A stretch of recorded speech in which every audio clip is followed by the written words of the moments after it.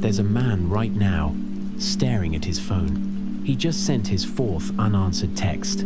He's analyzing every word of his last conversation, wondering what he said wrong. He's a good man, kind, hard-working, sincere, and he's losing. Not because he lacks value, but because he's fighting a battle he doesn't understand. Most men are not failing in dating because they lack kindness, humor, or effort. They are failing because they misunderstand power. They try harder where they should position better. They give more where they should withhold. They explain where they should observe. They mistake motion for progress, effort for strategy, sacrifice for love. Attraction is not a moral system. It is a response system. It doesn't care about your intentions. It doesn't reward fairness. It responds to presence, not persistence, to certainty, not convenience. Machiavelli understood this. Musashi mastered it. The Stoics restrained it. If you refuse to see dating as it is, if you keep insisting the world should reward your goodness alone, you will continue to lose to men who see clearly and act accordingly. This is not about becoming cold. It's about becoming conscious. Machiavelli sits in exile, writing by candlelight. He has witnessed princes rise and fall. He has seen good men destroyed and cunning men crowned. And he writes the truth that no one wants to hear. The world does not reward virtue alone. He wrote that men are fickle, they change with circumstance. Self-interested, they gravitate toward their own advantage. Reactive to power, they respect strength, not neediness. Dating is no different. Think of the last time you saw a woman drawn to a man who seemed, on paper, wrong for her. Not because she's broken, not because she has daddy issues, but because attraction responds to signals that bypass logic entirely. Attraction responds to confidence grounded in competence, not arrogance, but the quiet certainty of a man who knows his value, emotional stability, the man who remains centered when she tests, when circumstances shift, when uncertainty creeps in. Scarcity of attention, not games, but the reality that your time, your presence, your focus are not infinite resources, not need, not sacrifice, not explanation. Here's what most men do. They meet someone they're drawn to, and immediately they begin the negotiation. They text constantly. They make themselves available at all hours. They explain their feelings, justify their interest, prove their worthiness. And with each action, they deflate the very mystery that sparked interest.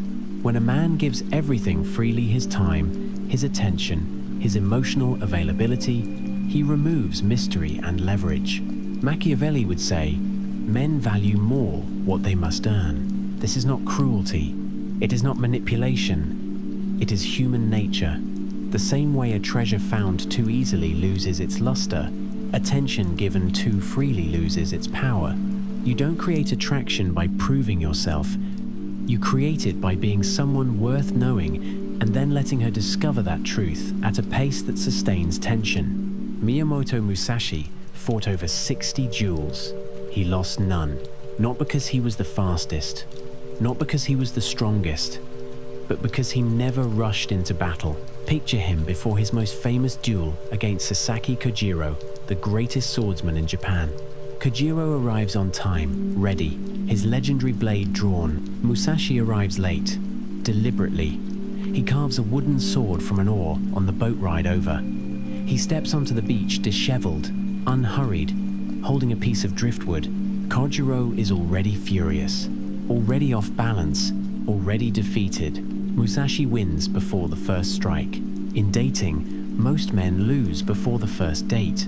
They lose because they act too soon. They text too fast. They reveal too much.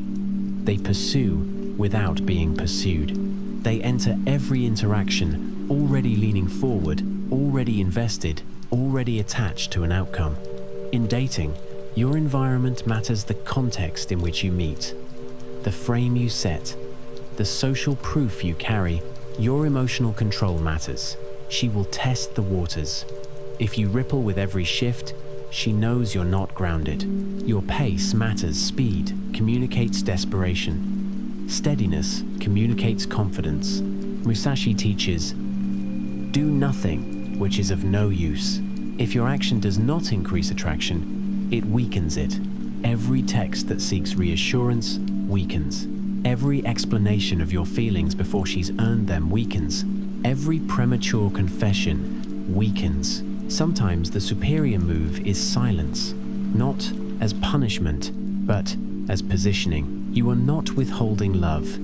You are protecting the space in which love can grow. Musashi understood that the duel was won in the waiting, in the observing, in the refusal to react.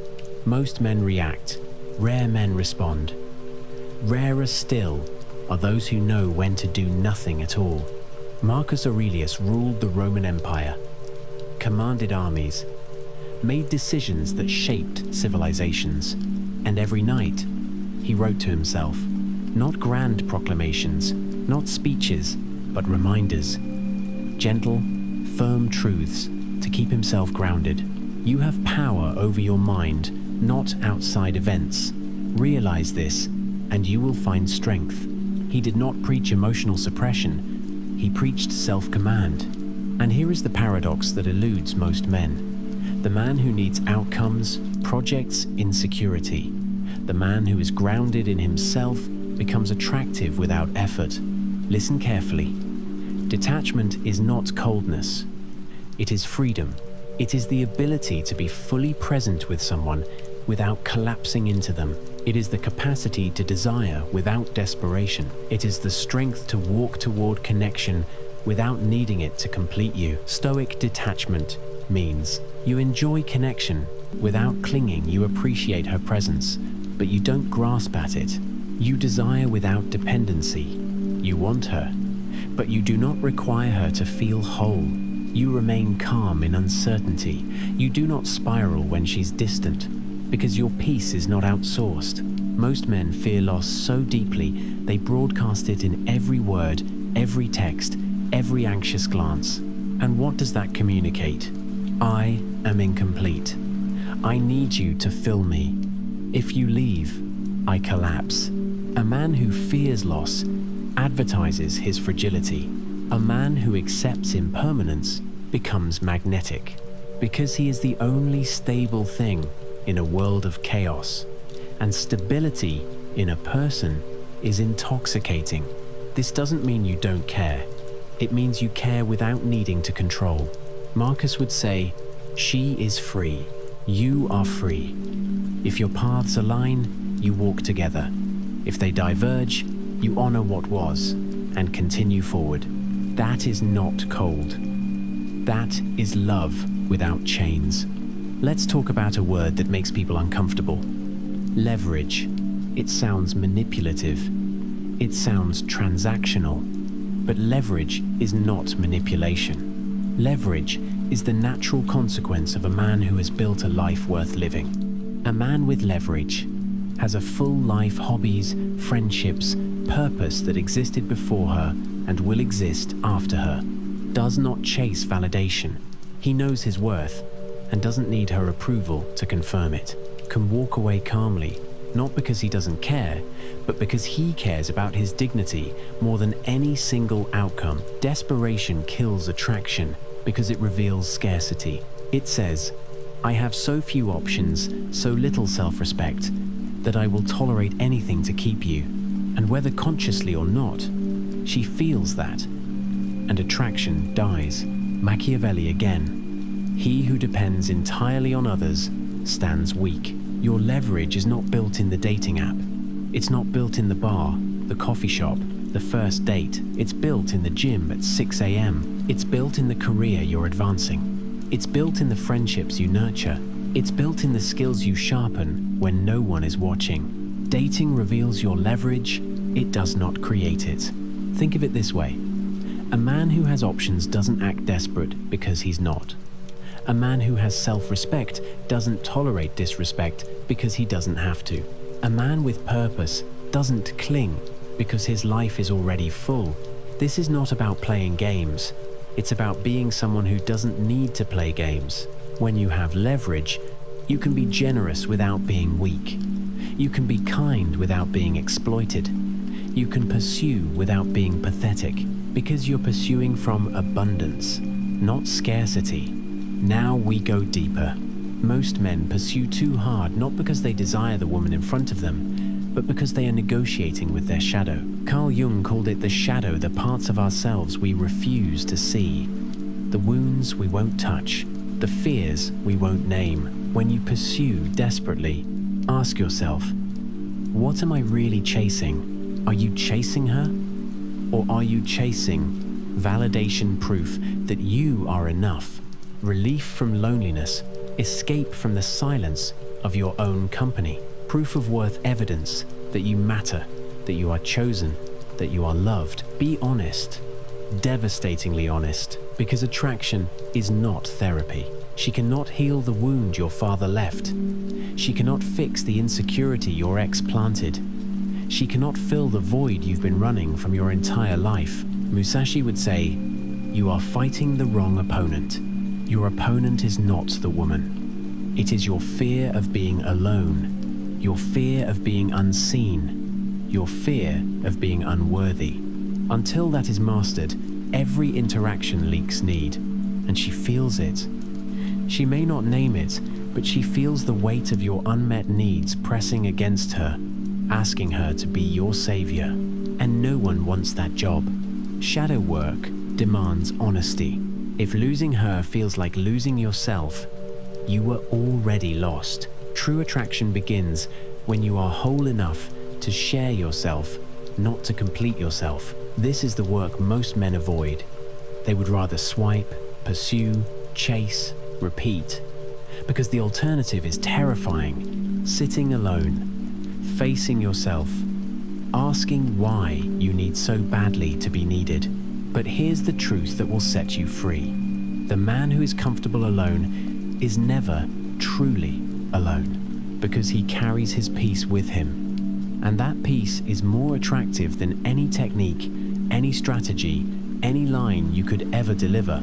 The strongest men move slower, not because they lack passion, but because they understand timing. They allow attraction to build. They let tensions simmer. They do not rush to resolution because they trust the process.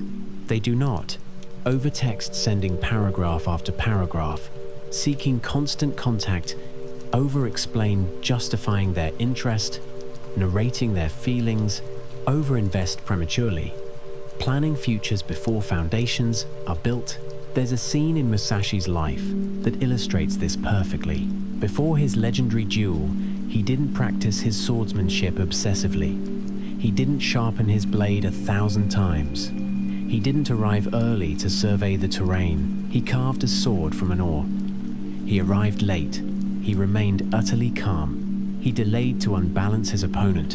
In dating, patience unbalances insecurity, yours and hers. When you slow down, you discover something. If she is interested, she will move closer. You don't have to chase. You don't have to convince. You create the space, you signal your interest clearly, and then you allow her to participate. And here's the stoic truth that saves you. If she is not interested, no effort will convert desire. You cannot logic someone into attraction. You cannot sacrifice your way into her heart.